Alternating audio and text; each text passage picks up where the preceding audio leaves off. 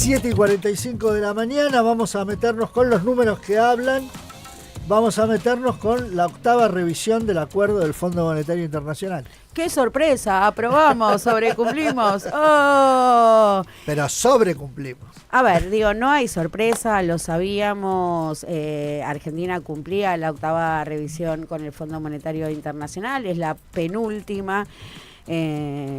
Luego viene la penúltima, y cierra de esta manera la refinanciación del acuerdo tomado por Mauricio Macri, el stand-by, y se abre el de facilidades extendidas que firmó Martín Guzmán, el nuevo acuerdo. La 8ª revisión, que viene con un informe, acompañado por un informe, y ahí me quiero detener, porque está claro, ¿no? El sobrecumplimiento de metas tiene que ver con la acumulación de reservas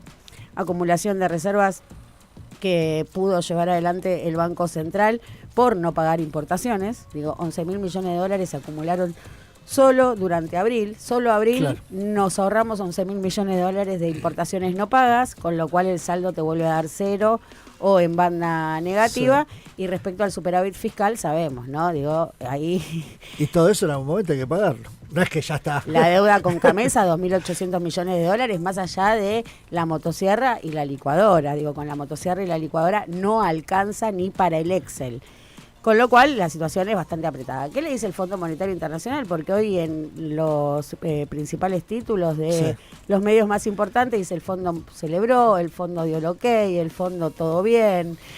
Pero el informe no es tan elogioso. No, lejos de eso. Básicamente vuelve a insistir sobre la idea de flexibilizar los controles cambiarios, y me parece que ahí hay una clave, ¿no? Una clave que se traduce también como la demanda de la base de sustento político de Javier Milei, un compromiso asumido justamente con su base de sustento, que era levantar el cepo, más allá de la dolarización, más allá de la canasta de monedas.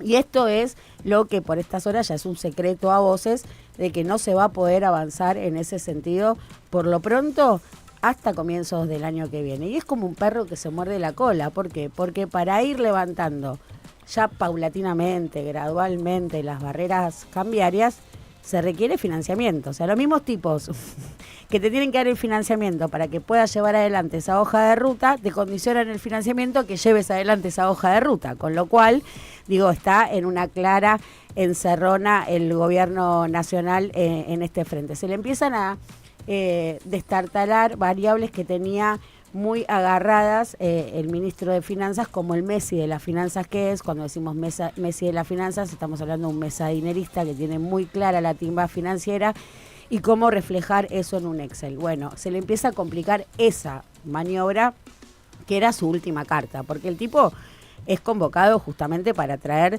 30.000 millones de dólares, luego fueron 15, luego 5. 5, aunque sea 5, y no pudo conseguir nada. Sí, y el informe del fondo tampoco está diciendo que venga más allá de 800 millones. No, los 800 millones que encima dicen, bueno, le desembolsa 800 millones. Bueno, estos 800 millones, y esto no está en ningún lado, ya los pagamos el viernes. Forman parte de los 3.200 millones que se hizo Caputo de las reservas para pagar los compromisos. Son 800 millones que corresponden a la cuota de intereses.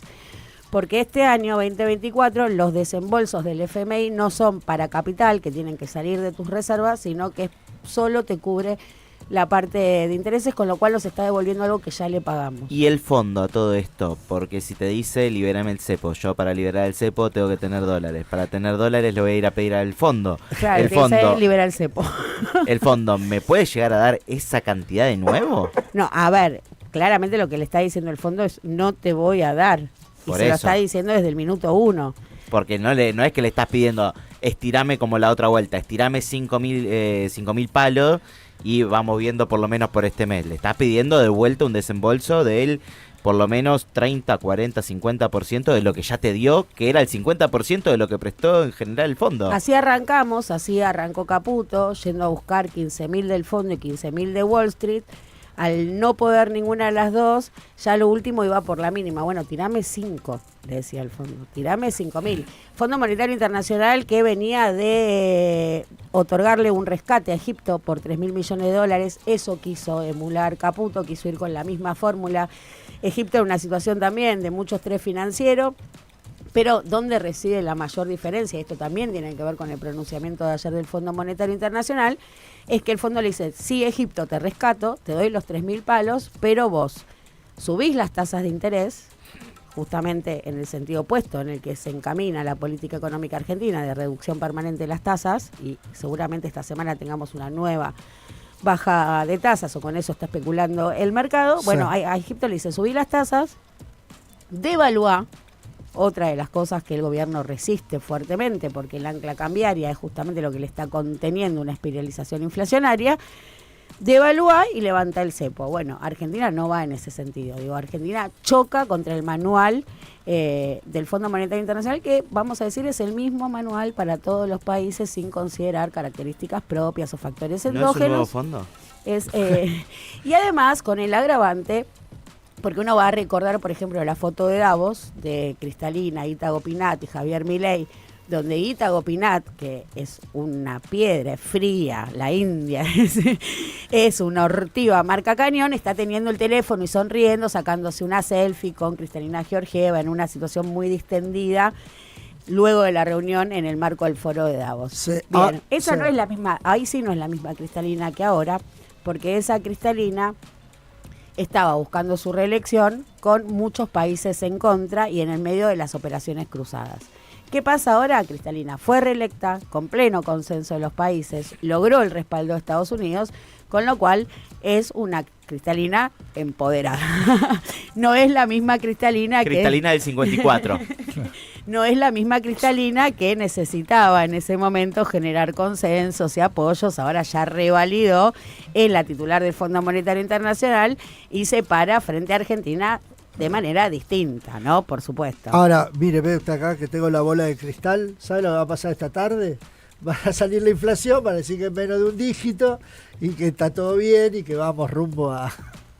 La inflación evidentemente va a dar menos de un dígito, esto está claro, va a dar menos de un dígito, más allá de que se repita esto, bueno, sí, pero a costa de la recesión y del freno de la actividad y los salarios, no es el factor relevante para contener la inflación y es por donde tiene que ir la discusión. La discusión de la inflación tiene que ir básicamente por el ancla cambiaria, que este dólar no resulta tentador para la cosecha, no están liquidando efectivamente al ritmo. Ayer cayó a la mitad la compra de dólares del Banco Central, venía comprando 250 millones de dólares.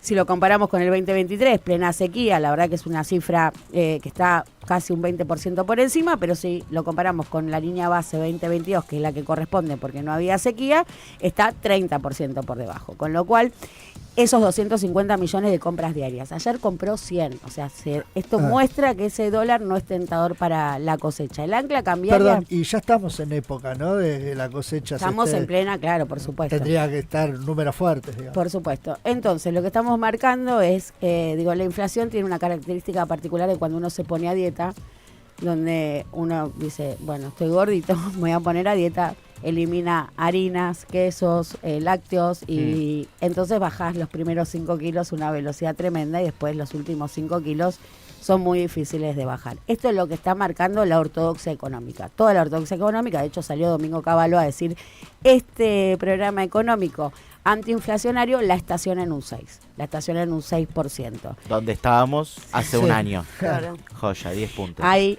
a eso vamos, es una inflación que choca contra ese limitante y sobre todo también ver esto, ¿no? La intervención sobre los precios de las tarifas, una intervención que es una palabra que al gobierno libertario le cae, le cuesta un pelín. Finalmente está interviniendo los precios, va a un amesetamiento de esta desaceleración, porque no es que la inflación baja, sino que los precios suben a un ritmo menor, con lo cual ahí choca contra un nuevo limitante, sobre todo en los factores que presionan sobre el tipo de cambio y lo que vaya a suceder con las tarifas. En el mejor de los casos, volvemos a repetir, la meseta en el 5%, y a partir de allí hay que ver cuál va a ser el derrotero del gobierno, ¿no? En temas macroeconómicos, donde no está pudiendo contener las variables.